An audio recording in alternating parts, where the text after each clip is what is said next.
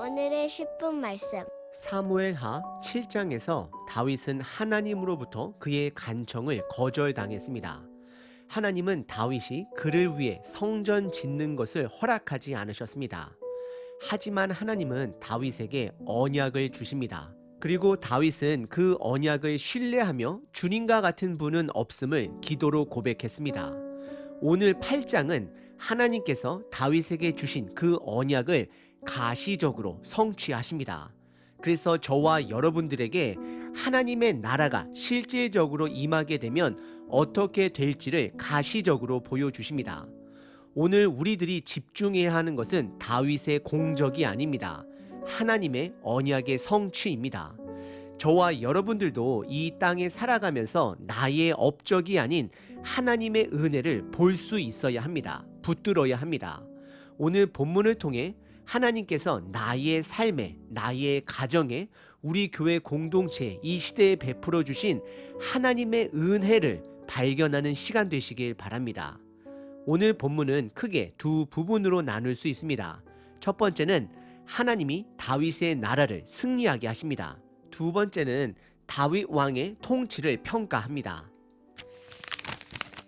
첫 번째 부분은 1절서부터 14절까지 이스라엘의 총 5번의 전쟁 승리를 보여주고 있습니다.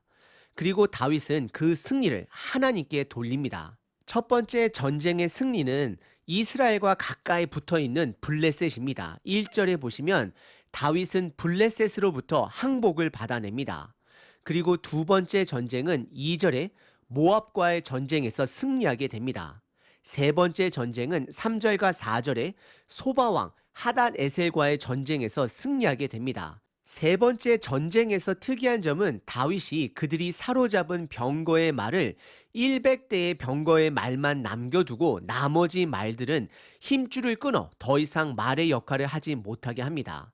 이것은 다윗이 신명기 17장의 왕의 3가지 계명 중 전투 마병을 많이 두지 말라라는 말씀에 순종하고 있음을 보여주고 있습니다. 그리고 네 번째 전쟁은 5절에 다멕색의 아람 사람들과의 전쟁에서 승리하게 됩니다. 그리고 성경은 이 모든 것이 다윗의 공이 아닌 여호와 하나님께서 그를 이기게 하셨음을 분명하게 드러냅니다. 6절입니다. 다윗이 어디로 가든지 여호와께서 이기게 하시니라 말씀하십니다. 그리고 9절에 하맛 왕이 등장합니다. 하맛 왕은 다윗과의 전쟁을 피합니다. 하맛 왕은 다윗이 그의 이웃나라 소바왕 하닷 에셀의 군대를 쳐서 무찔렀다라는 소식을 듣고 전쟁 없이 평화적으로 다윗에게 은, 금, 놋을 조공으로 바치며 함께 평화 조약을 맺게 됩니다. 지금까지의 전쟁은 북쪽 지역의 전쟁이었습니다. 총 4번의 전쟁 그리고 하맛의 항복으로 다윗은 모든 전리품들을 11절과 12절에 하나님께 드립니다. 그리고 이어서 13절과 14절은 북쪽이 아닌 남쪽에 있는 에돔과의 전쟁에서 다윗이 승리함을 보여주고 있습니다. 남쪽 전쟁에서도 성경은 전쟁의 승리 공식을 분명하게 두 번째로 드러냅니다. 그것은 다윗이 어디로 가든지 여호와께서 이기게 하셨다라고 고백합니다. 14절에 나와 있습니다. 오늘 본문의 첫 번째 부분은 북쪽의 4나라, 그리고 남쪽의 한 나라, 그리고 평화적으로 투항한 한 나라를 포함하여 이스라엘이 주변 나라들을 통치하게 됨을 보여주고 있습니다. 이 모든 것은 다윗의 업적이 아닌 하나님의 언약의 성취가 됨을 성경은 분명하게 드러내었습니다. 두 번째 부분은 15절서부터 18절까지 다윗 왕의 통치를 평가하고 있습니다. 15절에 다윗은 정의와 공의로 이스라엘을 다스렸다라고 평가하고 있습니다. 그리고 이어서 성경은 나라의 리더들을 소개합니다. 다윗의 자매 수르야의 아들 요압이 군 사령관이 됩니다. 그리고 아힐롯의 아들 여호사밧은 사관이 됩니다. 그리고 사독과 아히멜렉은 제사장이 됩니다. 그리고 스라야는 서기관이 됩니다. 여호야다의 아들 분야야는 그렛 사람과 블렛 사람을 관할하고 다윗의 아들들은 대신이 됨을 성경은 밝히고 있습니다. 오늘 본문의 두 번째 부분은 다윗이 청지기 왕으로서 정의와 공의로 이스라엘을 다스렸음을 성경은 밝히고 있습니다. 사무엘 8장은 7장 언약의 성취를 가시적으로 보여주고 있습니다.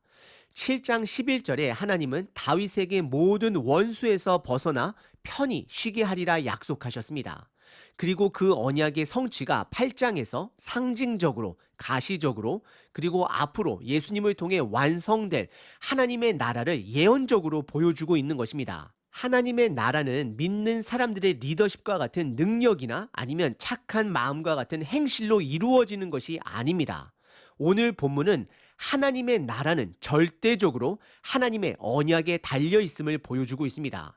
그리고 성경은 의도적으로 2번씩이나 북쪽 나라를 점령하고 나서 다윗이 어디로 가든 여호와께서 이기게 하셨다라고 분명히 전쟁의 공식을 기록하고 있습니다.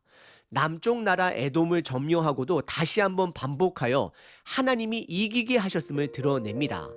하나님의 언약은 반드시 이루어집니다. 그리고 그 언약은 예수님을 통해 이미 성취가 되었고 시작되었습니다. 하나님의 나라는 분명 예수님을 통해 다시 완성될 것임을 믿습니다. 그리고 동시에 다윗은 청지기 왕으로서 최선을 다했습니다. 신명기 17장의 왕의 계명을 지키기 위해 병마를 많이 두지 않았습니다. 절제했습니다. 그리고 사울 왕은 전쟁 승리 이후 본인의 기념비를 세웠지만 다윗은 모든 조공들을 하나님께 드림으로 전쟁의 승리가 하나님께 있음을 잊지 않았습니다. 그리고 성경은 그가 정의로 공의로 나라를 다스렸다라고 평가합니다. 다윗은 본인이 왕 이전에 하나님의 청지기가 됨을 기억하는 자였습니다. 저와 여러분들은 이미 승리를 약속하신 예수님을 믿는 자들입니다. 예수님을 믿는 자들은 예수님의 왕권을 신뢰하는 자들입니다. 그럼 저와 여러분들에게 요구되는 반응은 순종입니다. 이미 승리를 약속하신 예수님의 언약에 순종으로 반응해야 합니다. 우리들의 순종은 예수님의 왕권에 대한 증표가 되는 것입니다. 오늘 하루도 순종으로 예수님의 왕권을 인정하시는 하루 되시길 바랍니다.